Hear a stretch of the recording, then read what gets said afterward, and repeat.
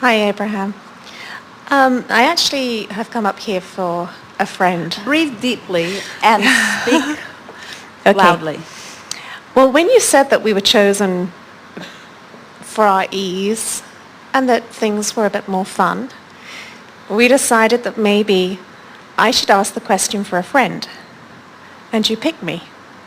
So the questions So are... the point is, my friend has, you see, you're sort of describing the process of Jerry and Esther and Abraham. So Jerry had questions, but like our friend earlier, he was sort of trying to make the world a better place and not appreciating the things that were going wrong and sort of wearing the white hat and riding the white horse. And so he was asking questions from his place of protest. Right. So he really did a good job of step one-ing, but he couldn't hear Step the one. answer because he was so wrapped up in step one. Okay. Esther was sort of bipping along, living happily ever after, not thinking very deeply about anything. They would drive in the car and Jerry would say, "What are you thinking about?" And Esther would say, "Nothing," and she meant it. Yeah. And he would say, "Wait a minute, you can't be thinking of nothing." And Esther would say, "Well, there's a horse and there's a cow and there's a barn." And That's she me. wasn't pondering things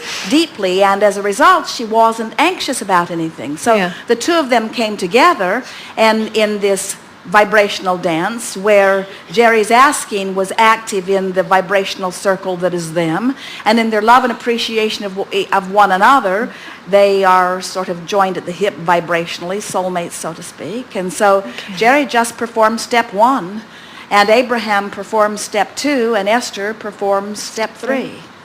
Wow. You see. And so that's what you and your friend have got going on here. You see. Okay. Well, in her career... So you will ask the question, and we will give you the answer, And she will receive. and you will hear the answer, and she probably won't. Takes a little while, in other words, because the vibration of the question is a different vibration than the answer. And when you are, that's why when there's something that you want and it hasn't come, and so you keep asking and you keep noticing that it hasn't come, which is why you keep asking, you just develop this habit, this chronic vibration of not letting the answer come. In other words, attention to the question. When you ask the same question again and again and again and again and again and again and again, the universe is saying here, here, here, here, here, here, here, but you don't see the synchronicity of it, do you? You don't see it because you are oblivious to it, because your radio dial set on 6:30 a.m., the problem.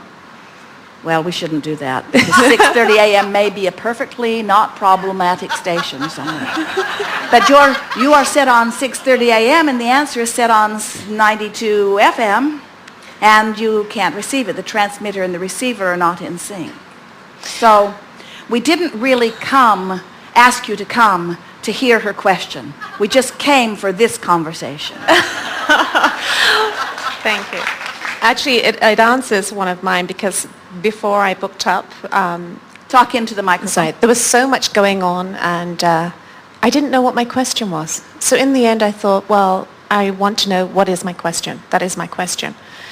So when we sat down yesterday, I was not sure how this would work out, and every single question was my question. So what is the perfect balance of life? Would the perfect balance of life be to have no questions and no problems? No.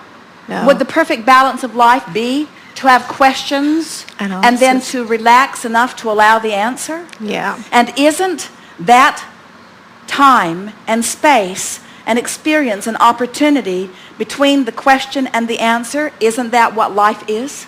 Yeah. So you just want to have questions and answers. You don't want to have problems and solutions. You want the gap to not be so extreme. In other words, I want to know about that, and I want to know about that, and I want to know about that. But there's without nothing that- wrong. There's nothing wrong with the drama. There's nothing wrong with the drama. But you can maintain your balance by asking and expecting to receive. And so that's really the work of this forum. We are not for a moment suggesting that we have in this moment the answers to every question that you will ever have.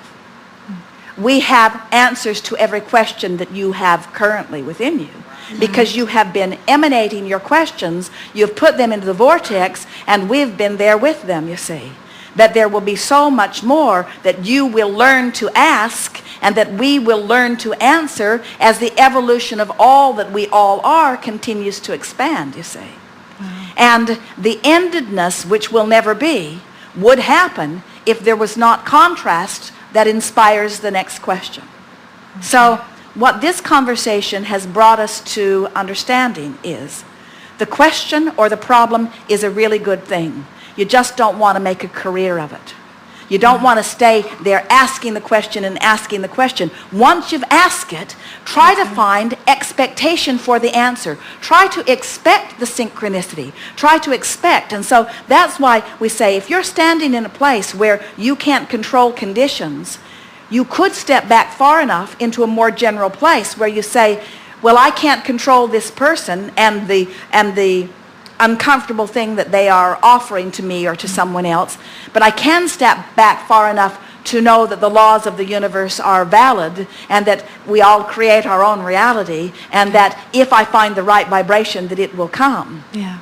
In other words, sometimes you have to get pretty general in order to release your resistance, where the more specifics just make more, because when you have a problem and you get really focused on the problem, we sort of had this conversation earlier, you get really focused on the problem, what happens is you just keep the problem activated within you, which keeps bringing more like it, so the question's just going to keep getting bigger and bigger and bigger. But isn't a bigger question a good thing? Because doesn't a bigger question bring a bigger answer? Yeah. So isn't every problem a good thing? Because doesn't every problem bring a solution? Yeah. And if you could just relax and enjoy the journey between your acknowledgement of the question and the answer, or your acknowledgement of the problem and the solution, now you would be in sync with who you really are, because not one of you said from your non-physical perspective, I'll go forth and I'll be a physical human, but before I get there, clean it all up because I don't want any problems when I get there. I want it all to be perfect, and I'll just get there and I'll just observe it and I'll just feel good. And we say, you couldn't feel good if there were not a counterpart to which you were matching. And you would not feel bad if there were not a counterpart to which you are contrasting or resisting. Very nice. Wow. Good. Thank you. Yes, indeed.